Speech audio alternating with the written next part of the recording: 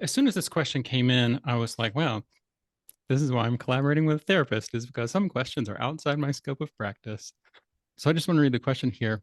Can you please sometime talk about feeling anger towards ourselves, how to deal slash cure from this? I'm so curious for your perspective on this. Sure. So first I want to normalize, right? The anger against ourselves is us taking society's messages that something's wrong with us, our brains work differently, we're lazy, etc.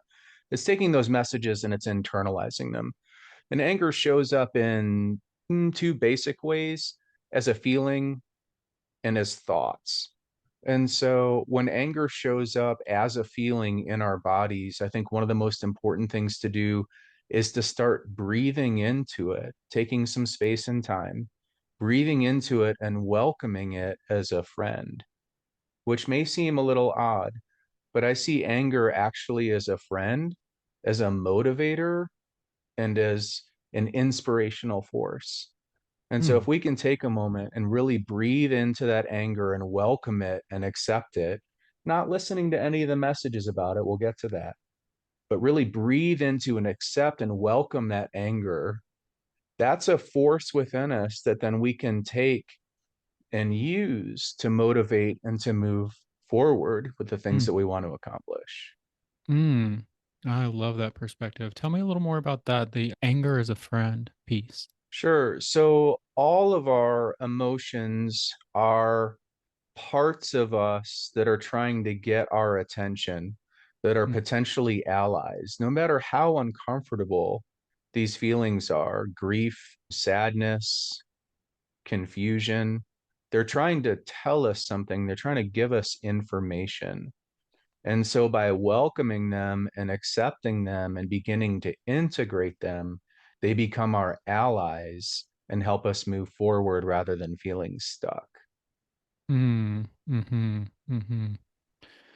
Yeah, okay, so on the topic of messages from our emotions, you said a minute ago that we'd get to the part about what the anger is saying. So, yeah, let's talk about that a little bit, about what the anger is saying. Sure. So those are the thoughts, right? The second part, those Mm, internalized messages. I can't mm, do this. I'm lazy. I'm stupid. I'm never going to be able to accomplish these things. mm, That keeps the anger turned against us. And those messages are internalized. That's a part of ourselves that we really need to come into different relationship with. And one mm. of the first steps in that relationship is learning to not take it so seriously. Tell me about that. Yeah, yeah, how do we take it Okay. less seriously? So, one intervention that I like to use is to take one of those thoughts. Let's say sometimes it's in I language, sometimes it's in you language, as if we're talking to ourselves. But let's take a thought that might show up like what's a common like self-critical angry thought that shows up in your work that clients have? Something that a lot of my clients tell me about is frustration that they're not able to consistently move towards the goals that they're setting, that they feel like day after day, week after week, the time slips away, the time slips by. They they're kind of in between tasks a lot and like not focused here, not focused there, not really taking care of themselves. And at the end of the day, it's like, I don't even know what I accomplished today. I feel like I put out so much effort and used so much of my time and energy and I don't even know what I got done. And I just feel so frustrated with myself about wasting a whole day over and over and over again. Okay. So what I hear in that is I don't even know what I got done and I've wasted all this time. Mhm. Okay. So one of my favorite interventions is to take that thought and then either out loud or in your mind in the silliest voice possible. Oh my God, I like totally never got anything done. I've wasted all this time. It's all totally like such a waste of time. And no matter how true or believable the thoughts are, the purpose of this is to take them a little bit less seriously. Like those angry, self critical thoughts can be right up on us like this. And so doing this silly voice technique allows us to kind of go, wait a minute. Let me take this sort of silly voice thought out here and take a look at it. Mm. How workable or helpful is this thought? Okay, so we've created a little bit of space between ourselves and our thoughts, and now we're looking at our thoughts and we're asking questions like, how helpful is this or how true is this? So, what is that investigation process like? How do we know how true it is when it's something that we've either heard from the outside world or we've been telling ourselves so long that it feels true? How do we know when it's actually true or how true it is? Right. So I want to offer a little bit of like a reframe. It doesn't matter how true the thought is or not. Mm, It's about how helpful is this thought? mm, Is mm, this thought going to help me move toward my goals of self-care, of creativity, of getting things done? If I'm shaming myself, is this thought going to be helpful?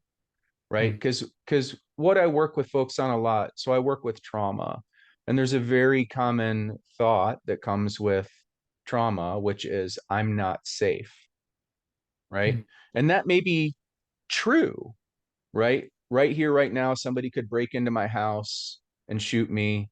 A meteor could crash out of the sky. I could suddenly have an aneurysm, right? Technically, that thought, I'm not safe, is true.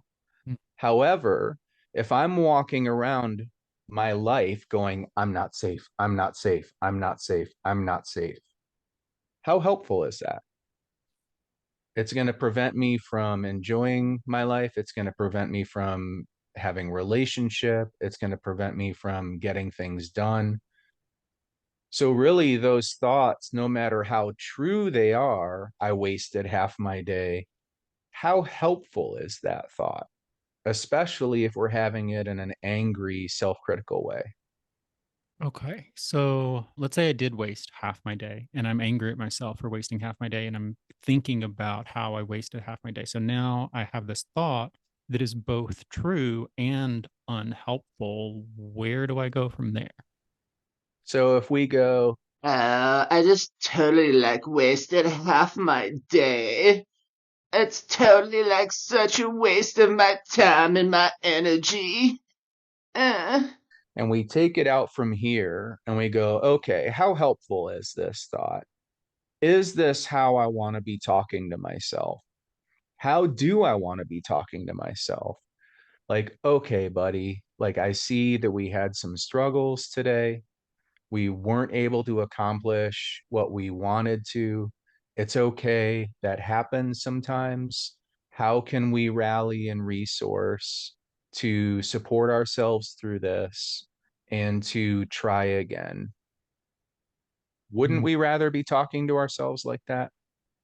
yeah. Okay. So it's not so much about like whether or not the thought is true. It's about finding whether or not that thought is helpful. And then if it's not helpful, being able to communicate some of the same concepts or the same truth in a way that is helpful. Exactly. Mm. And and when you're talking about like talking to ourselves in these ways of like, hey buddy, I know we didn't get done everything that we wanted to today. Now, when you think about talking to ourselves like that now, are you speaking to the part of ourselves that has that angry thought that is also telling us like, "Oh, you wasted the whole day, you're such a piece of shit?" Or are we if there a different part of ourselves that we're talking to with this like more kind, compassionate, empathic communication? Right. So we contain multitudes. Sure. And if we're going to look at it through this framework, there's an angry, self critical part of us that shows up and starts talking to us like that. And then there's a hurt, scared, defeated part of ourself that is Mm, listening and that is believing mm, that mm, tirade. mm, And so what we're trying to do is it's called defuse. We're trying to defuse from that angry, self-critical thought and just kind of like look at it, look at that part of us that's trying to help us, but in a really not cool way. And then we're trying to access some compassion and gentleness, this part of ourselves. In dialectical behavioral therapy, they call it the wise mind. So we're trying mm, to access that and then speak from that part of ourselves to the part of ourself that is feeling defeated, confused, hurt, scared. Mhm.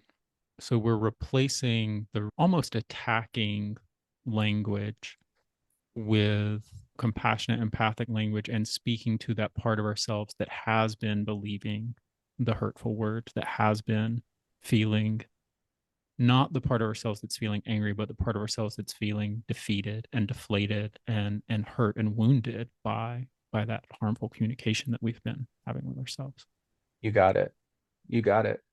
And none of these parts of ourselves are bad or good. Sure, sure. It's about how helpful they are. That Mm-hmm. angry, critical part of ourselves may be helpful when we've really made a mistake that we want to correct, or we are externalizing and standing up for ourselves, pointing Mm-hmm. out how our boss has been mistreating us and using us. That might be a useful, helpful way that that part of ourselves can show up. Same Mm-hmm. with the compassionate, gentle part of ourself. If that part of ourself is showing up all the time and like, it's okay, honey, that you ran over that dog with your car. It doesn't matter. We can just try again better today. That's not so helpful Right, either, right, right? So no right. parts of us are good or bad. It's about how workable or helpful they are in this framework that we want to set up